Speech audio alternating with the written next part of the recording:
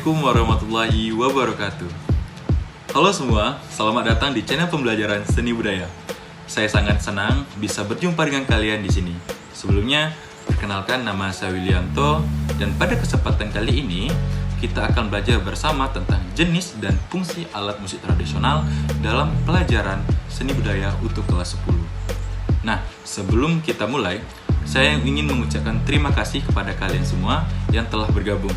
Saya harap kalian dalam keadaan sehat dan penuh semangat untuk menambah pengetahuan baru. Nah, pembelajaran adalah proses yang terus-menerus. Dan dengan video ini, saya berharap kita semua bisa memperdalam pemahaman kita tentang kekayaan budaya melalui musik tradisional. Nah, sebelumnya jangan lupa untuk menyiapkan alat tulis atau catatan digital kalian, karena mencatat poin-poin penting akan sangat membantu dalam proses belajar. Jika ada pertanyaan atau hal yang kurang jelas, silakan tulis di kolom komentar atau hubungi saya. Saya akan dengan senang hati membantu kalian. Mari kita mulai perjalanan belajar ini dengan penuh antusias dan keingintahuan. Semoga apa yang kita pelajari hari ini dapat memberikan manfaat dan meningkatkan apresiasi kita terhadap warisan budaya yang kaya ini. Sebelum kita masuk ke materi kita, tujuan pembelajaran kita pada kali ini adalah satu, yaitu menjelaskan pengertian alat musik tradisional. Yang kedua, mengkategorikan alat musik tradisional berdasarkan sumber bunyinya dan cara memainkannya. Yang ketiga, menjelaskan fungsi alat musik tradisional dalam komposisi musik. Salam seni budaya. Generasi muda penerus bangsa sebagai pewaris alat musik tradisional yang kaya dan beragam, kita harus merasa bangga dan bertanggung jawab untuk melestarikan budaya ini. Setiap alat musik memiliki keunikannya tersendiri, mencerminkan kreativitas dan nilai-nilai budaya dari daerahnya masing-masing. Kita sebagai generasi muda sudah menjadi kewajiban kita untuk mempelajari, memainkan, dan mempertunjukkan keindahan alat musik tradisional kepada dunia. Nah, sebelumnya, bagaimana pendapat kalian setelah melihat video berikut?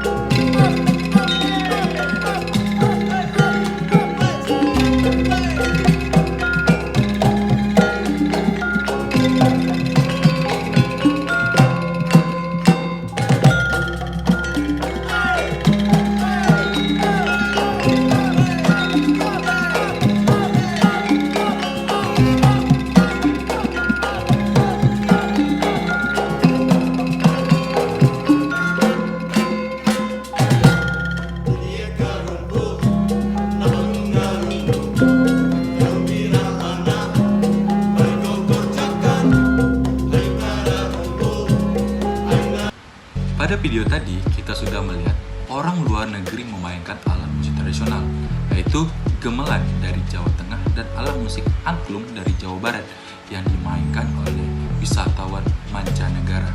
Nah, bagaimana dengan kita? Sudahkah kita menguasai alat musik tradisional daerah kita? Kita tidak ingin kehilangan warisan leluhur kita, bukan? Mari dengan semangat dan cinta seni budaya, kita memperluas pengetahuan dan keterampilan terhadap musik tradisional dari seluruh Indonesia. Oke, kita masuki materi kita yang pertama, yaitu pengertian musik tradisional. Pertama-tama, kita perlu memahami bahwa musik tradisional itu seringkali memiliki asal-usul yang erat kaitannya dengan daerah atau kelompok etnis tertentu.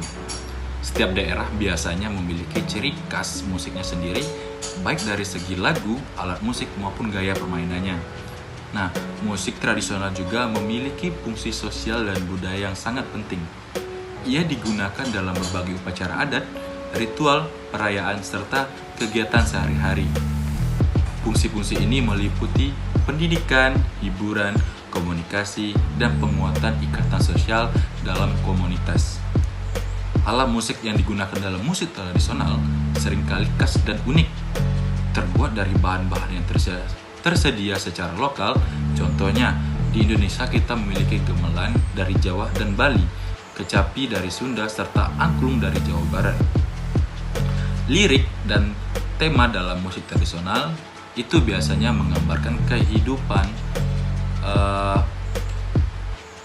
kehidupan sehari-hari, alam, sejarah, mitos, dan legenda setempat. Melalui lirik-lirik itu, nilai-nilai budaya dan moral disampaikan kepada generasi berikutnya. Pewarisan musik tradisional biasanya dilakukan secara lisan dan generasi ke generasi. Proses pembelajaran ini sering terjadi dalam konteks informal, seperti dalam keluarga atau komunitas, di mana anggota muda belajar dengan mendengarkan dan meniru anggota yang lebih tua. Nah, meskipun memiliki akar yang kuat dalam tradisi, musik tradisional tidak bersifat statis. Ia dapat berevolusi dan beradaptasi dengan pengaruh dari budaya lain atau perubahan dalam masyarakat. Namun, esensi tradisionalnya tetap dipertahankan. Jadi, musik tradisional itu merupakan bagian penting dari warisan budaya yang perlu dilestarikan dan dipromosikan. Dengan memahami dan menghargai musik tradisional, kita dapat lebih mengenal identitas dan kekayaan bangsa, sejarah bangsa Indonesia. Jadi, dapat kita tarik kesimpulannya pengertian musik tradisional. Musik tradisional merupakan ekspresi budaya yang lahir dari tradisi masyarakat dan diwariskan secara turun-temurun. Keberadaan dan perkembangannya sangat bergantung pada masyarakat pendukungnya. Ciri khas musik tradisional antara lain: yang pertama, struktur musik dan alat musik yang sederhana. Yang kedua, diajarkan secara lisan, bukan melalui partitur atau tertulis. Nah, yang ketiga, diwariskan dari generasi ke generasi. Yang keempat, lirik menggunakan bahasa daerahnya setempat atau memiliki ciri khasnya sendiri setiap daerah. Nah, untuk melestarikan musik tradisional, peran serta masyarakat pendukung sangat penting dalam mempelajari, memainkan, dan mewariskan kepada generasi berikutnya. Hanya dengan cara demikian, kekayaan musik tradisional dapat terus lestari dan berkembang seiring perkembangan zaman. Oke, kita masuk ke materi yang kedua, yaitu alat musik tradisional berdasarkan sumber bunyi dan cara memainkannya. Nah, untuk yang pertama, alat musik idiofon. Nah, idiofon adalah alat musik yang sumber bunyinya berasal dari badan atau tubuh alat musik itu sendiri yang digetarkan. Dengan kata lain, idiofon menghasilkan bunyi melalui getaran badan padat seperti kayu, logam, atau batu yang membentuk alat musik tersebut ketika dipukul, digoyang, atau dibenturkan dengan benda lain.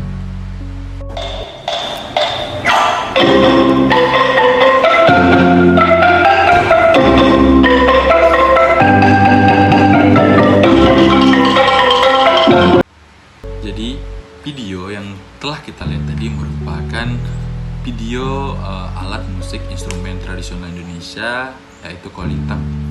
Nah, alat musik kolintang itu dari Minahasa, Sulawesi Utara, yang terbuat dari kayu. Kayu tersebut dibentuk menjadi bilah-bilahan yang menghasilkan nada. Sumber bunyi kolintang itu dari bilahan kayu yang menghasilkan bunyi pada saat dipukul. Nah, yang kedua itu ada membranofon. Membranofon adalah kategori alat musik yang sumber bunyinya berasal dari getaran membran atau kulit yang terbentang yang digetarkan dengan cara dipukul atau digesek.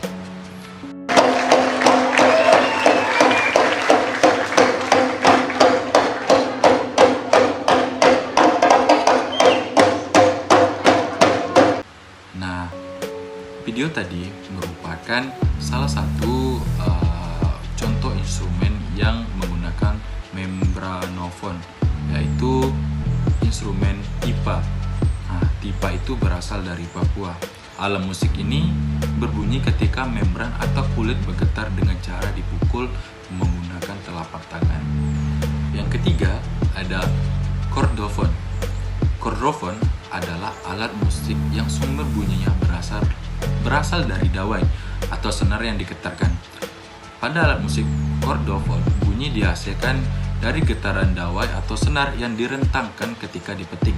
digesek atau dipukul. Getaran dawai atau senar inilah yang mengantarkan udara di sekitarnya sehingga menghasilkan sebuah bunyi.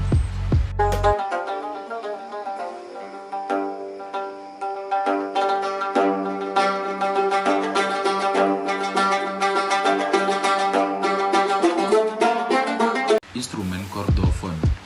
Nah, pada video tadi itu merupakan instrumen gambus.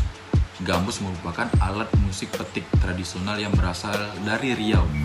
Gambus termasuk ke dalam kategori chordofon karena sumber bunyinya berasal dari dawai atau senar yang digetarkan.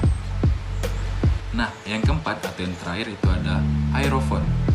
Aerofon adalah alat musik yang sumber bunyinya berasal dari getaran udara yang ditiupkan ke dalam badan alat musik.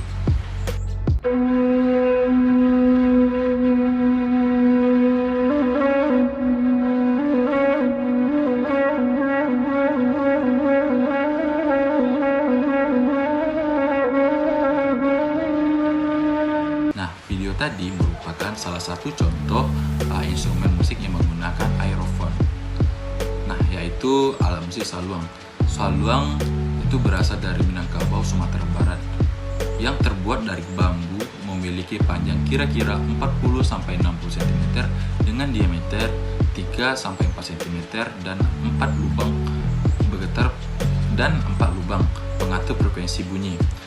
Saluang berbunyi jika pemain saluang menghembuskan udara ke alat musik tersebut.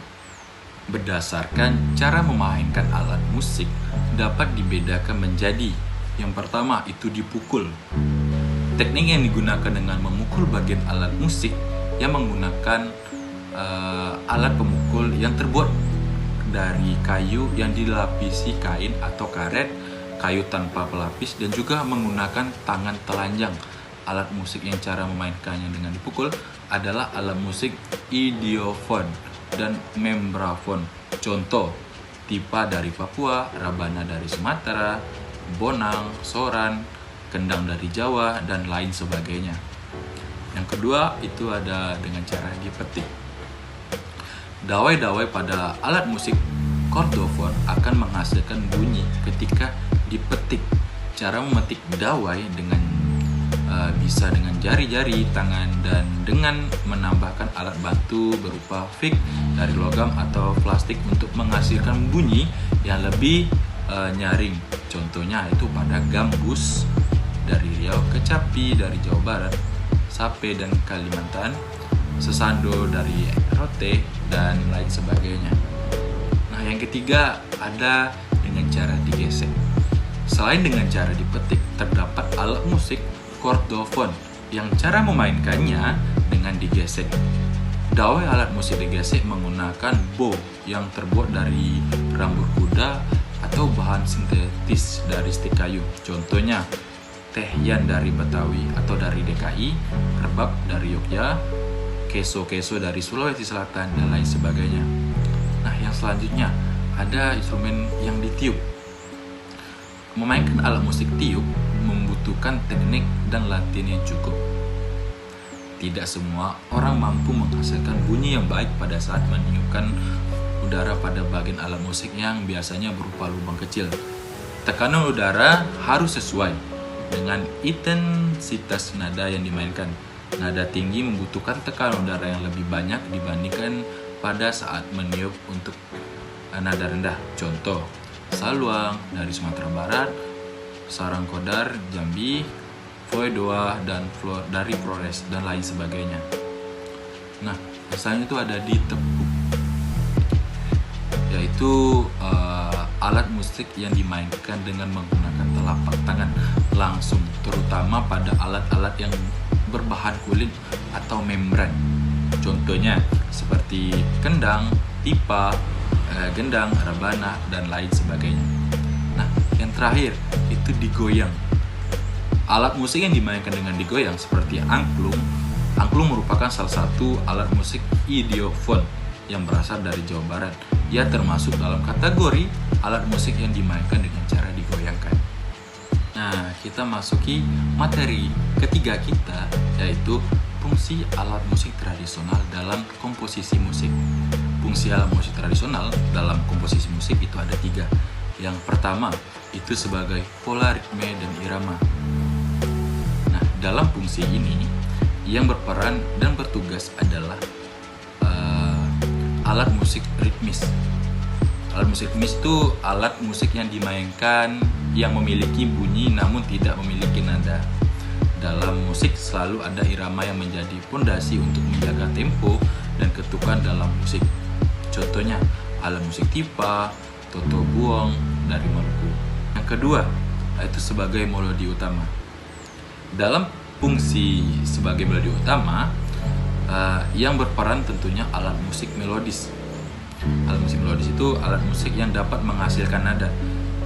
Jika alat musik melodis memainkan nada dengan nilai ketukan dan jarak tertentu, akan menghasilkan menghasilkan melodi.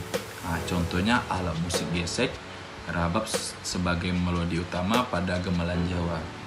Yang ketiga atau yang terakhir itu sebagai pengiring melodi dalam musik. Nah, seiring dengan istilah akord atau harmoni yang merupakan kumpulan 3 nada atau lebih dengan jarak tertentu secara bersamaan. Fungsi ini selalu terlihat dalam sebuah pertunjukan, ya. Alat musik tradisional yang menggunakan beberapa alat musik. Contohnya sebuah pertunjukan angklung yang memainkan lagu Sue Ora Jamu. Dengan pertunjukan ini, angklung akan dibagi menjadi 2 kelompok, ya. Nah, yaitu kelompok yang memainkan melodi lagu Sue Ora Jamu dan kelompok yang hanya memainkan akord dalam lagu tersebut. Kelompok yang memainkan akord dalam lagu Sue Ora Jamu adalah alat musik tradisional yang berfungsi sebagai pengiring melodi. Baiklah, saya ucapkan terima kasih kepada anak-anak yang telah stay menonton dari awal sampai akhir. Lebih dan kurangnya saya mohon maaf. Saya akhiri. Wassalamualaikum warahmatullahi wabarakatuh.